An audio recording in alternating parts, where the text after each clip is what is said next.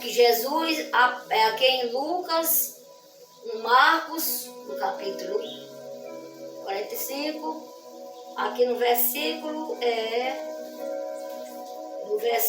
35. Jesus apazigua a tempestade. Naquele dia, cedo da tarde, passamos para o outro lado, para outra margem. E eles deixando a multidão e levaram consigo assim. Como estava no barco, e havia também com eles outros barquinhos. E levantou-se uma grande tempestade de vento e subiam as ondas por cima do barco, de maneira que já se enchia de água. Eles estavam na polpa dormindo sobre uma almofada. E despertaram-no dizendo: Mestre, não se importa que perecemos? E ele depressa repreendeu o vento e disse ao mar: Calma-te e aquieta. O vento se aquietou e houve uma grande bonança. E disse-lhe: Por que sois tão tímidos? Ainda não entende a fé? Sentiram um grande temor e diziam uns aos outros: Mas que é esse que até o vento e o mar lhe obedecem? Eles estavam lá no mar, eles passaram para o outro lado da margem, outro lado, e então se o discípulo veio uma grande tempestade sobre o mar, muito grande, que a água estava afundando, acabando com o barco, né? E Jesus estava com a cabecinha deitada sobre um travesseiro lá no mar, deitadinho com os discípulos ali. Aí eles ficaram preocupados, dizendo: Mestre, não se preocupe, nós estamos sofrendo, estamos perecendo, o senhor não está vendo, não? Jesus se despertou, se levantou e mandou o vento calmar, calma vento, calma mar, e tudo se acalmou, tudo ficou bem. Porque um dia Jesus chega, tudo se acalma, tudo fica bem, tudo fica lindo, bonito, bem zelado, bem feito. Olha, até esses discípulos aqui, tem gente que diz que é o super-homem, que não tem medo de nada. Não, nós temos medo de alguma coisa nessa terra. Não tem super-crente nem super-homem aqui nesse mundo aqui, não. Todos nós temos medo de alguma coisa. Às vezes nós temos medo de alguma coisa.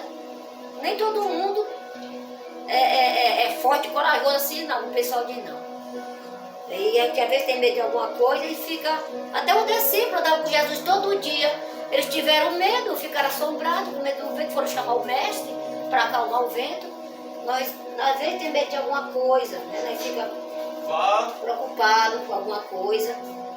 E a gente vai e pede o socorro de Deus para Deus nos socorrer, né? Então, se Deus socorrer outra vez também, às vezes eu me lembro que de muitas coisas, às vezes que a gente já passou, medo, tudo. E a gente ficou clamando ao Senhor também. Aqui eu me lembro uma vez, nessa praia que eu não é, apareceu um grande vento, foi tão grande o vento que o vento era tão forte, muito forte, eu fiquei orando, arrodeando a casa aqui, orando, falando com Deus. Era uma tempestade muito grande, foi o ano passado. Que faltou botar o portão aqui é bem seguro, mas o portão faltava botar o portão. Meu marido era nesse tempo, ele ficou, me lembro, ele segurando o portão, mas o portão não se abriu, tanto o vento era. Tem um momento que o vento vem para se a gente não orar muito, pedir a Deus o socorro de Deus. Não, aqui nesse mundo não tem ninguém forte nem corajoso demais assim, não. Pode ser o que for, a gente tem medo de alguma coisa aqui nessa terra aqui, e para nos assombrar. Assusta a gente, né? Eu sei que a gente deve ficar confiando em Deus, né? Confiando, sabendo que Ele está no controle, mas o ser humano é tão falho, tão pequeno, tão pequenininho. A gente diz assim: não, eu posso isso, posso aquilo. Não, meu irmão, a gente não pode nada. Nós somos os seres humanos, falhos, pequenos, cinza e pó. Nós não somos nada, não. Quando nós partimos daqui, não tem ninguém grande, não tem ninguém maior do que os outros, não. Nós todos somos iguais diante de Deus, nós todos somos pequenos, falhos, pecadores, nós temos que prestar um dia nossa conta com Deus, quando nós partir daqui, todos nós, vamos ter que prestar de conta, todos nós, com o nosso pai, né, nosso juiz, nosso advogado. Então a gente não, é assim, mas tem gente que é assim, não tem medo de nada, sou tal, sou o cara, tudo é mentira. É porque, às vezes a pessoa fica com raiva da gente sem nadinha, bota a cara pra pular quando vê você. Aí não pensa que quando qualquer coisa tá com dor de barriga, cai e corre, a pessoa tem dor de barriga, corre pro banheiro. Não é nada não, irmã, isso é fraqueza do ser humano. Dizer que é isso, que é aquilo, que pode isso, que pode aquilo. Não pode não tem nada que nós nessa terra aqui, mas não pode nada, nós não tem nada. Nós aqui nós somos emprestados, nós somos os peregrinos, seres humanos, sem nada aqui. Nós temos só a nossa alma para viver com Deus. Aqui nós tudo aqui ficar. Ele que fica orgulhoso por isso, por aquilo. Um dia uma pessoa me perguntou a mim, entrou aqui na minha casa, perguntou a mim, você bebe água dessa cacimba? Aqui no fundo do meu quintal tem uma cacimba. Você bebe água dessa cacimba? Eu digo, não, eu bebo água mineral. Mas já bebi muita água de cacimba. Já bebi muita água de cacimba de poço, nem de cacimba era de poço. Quando não tinha cacimba, essas cacimbas de tijolo, a gente bebia água do chão das cacimbinhas. A gente nem morreu e nem morreu. Porque a gente agora, o pessoal bebe tudo água mineral, é tudo água boa, água bela. E é tanta gente doente, muita doença do ser humano, muita peste, muita praga. Naquele tempo, as cacimbas eram no chão. Eu botei muita água com um pote d'água, feito uma rudinha na cabeça, as cacimbinhas tudo no chão. A gente pegava aquela água com a coiteia, enchia aquele pote de água, botava na cabeça da gente e chegava em casa. Tomava banho nas lagoas, tudo contaminado, a gente tomava banho naquelas lagoas velhas sujas. Bebia água bem perto das lagoas, lavava pano nas lagoas. Aquele tempo era o tempo da seca, era o tempo da escravidão, né? Hoje em dia, eu sei que o mundo tá muito terrível, muito triste, a humanidade, o mundo não, a humanidade. Mas agora vivemos uma vida muito boa. Nós temos água boa para beber, a gente tem do bom e do melhor para comer, para viver. Só é perigoso, o mundo tá perigoso, porque, você sabe, o diabo tomou conta da parte de gente desse mundo aqui, você sabe, né? A mortalidade que está acontecendo na terra, a desgraça, a peste, a fome, a guerra, a mortandade de todo jeito, o povo se matando, se acabando, é porque isso aí é a palavra do papai que está se cumprindo aqui na terra, a palavra de Deus. Mas nós fomos tão humilhados, quando a gente era pequena, a gente não tinha condição para nada, a gente sofremos muito, a minha família, né, comer de madrugada, às vezes no comecinho, quando meu pai chegava do Rio, para comer um peixinho fresco, um pedacinho de saúna com pirão à meia-noite, já minha mãe acordava a gente para comer, a gente bebia essas águas velhas dos poços, assim, no chão. E escapamos tudinho, morrendo, somos tudo vivo hoje. E uns irmãos minhas já morreram, mas não foi isso aí não, morreu porque a gente morreu. Mas tem um bocado vivo ainda, graças a Deus. Passamos uns tempos muito difíceis, aquele tempo era difícil, eu nasci na seca grande, tempo da seca grande. Que era muita fome, era muita coisa, não tinha nada naquele tempo para a pessoa sobreviver, né? E foi muito humilhada a gente. Eu me lembro que uma vez eu viajei, eu e um filho meu, um rapaz, dormiu com um lugar mais um cidadão. E esse cidadão era bem de vida, ele tinha recursos de uma família muito cheia de recursos, né? Então, se ele me humilhou muito desse carro, ele me humilhou ali na frente, mas um cidadão, e eu ia atrás mais o meu filho. Ele me humilhou muito, humilhou meu filho, disse, não dá com esse meu filho.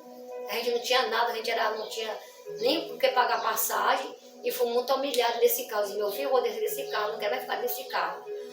Mas ele já morreu, há muito tempo ele morreu, porque a Bíblia diz que as pessoas mal, eles vão embora, porque uma coisa você caça ele na terra, você não vê mais. E foi que matou ele, foi a morte, ele morreu do coração. Porque acho que ele tinha o coração tão ruim que ele morreu de uma hora para outra, deu um grito e morreu. Morreu.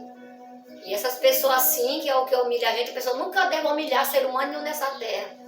É saber que a gente não é nada, que a gente não tem nada, que a gente já bebeu água de lodo, já bebeu água de poço velho, água velha toda contaminada, vendo nessa vida aí. Não pode humilhar as pessoas não. Aí Deus vê lá do alto céu, vê tudo, contei para tudo e vê tudo.